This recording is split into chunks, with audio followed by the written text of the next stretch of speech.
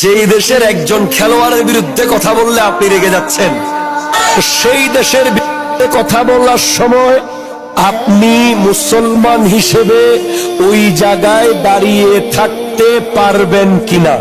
ঠিক কিনা? জোরে কথা বলেন। এই স্ট্যাটাস দেওয়ার পরে আমার অফিসিয়াল পেজে বিশাল একটা জনগোষ্ঠী আমার পক্ষে এসেছে। তাদের ব্রেইনে একটু খবর হয়েছে যে আমরা যেই দেশের পতাকা নিয়ে নাচতেছি ওই দেশের প্রধানমন্ত্রী এর জন্মদিন পালন করতেছে। এখন ওখানে একটা কমেন্ট এসেছে, হুজুর খেলাকে রাজনীতির সাথে মিলাবেন না। ঠিক আছে, ওকে আমি রাজি। আমি খেলাকে হারাম বললে আপনি বলতেছেন হুজুর যেখানে সেখানে ফতোয়া দিবেন না। প্লিজ আপনারা কথা বলেন, ঠিক হলে ঠিক বলেন, ব্যাটিক হলে ব্যাটিক বলেন।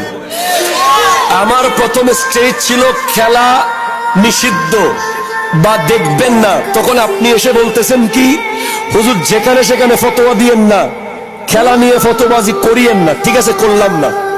এখন আমি আপনাকে কি বললাম? খেলাকে খেলার জায়গায় রাখেন, এটা নিয়ে অতিরিক্ত মাতামাতি করবেন না।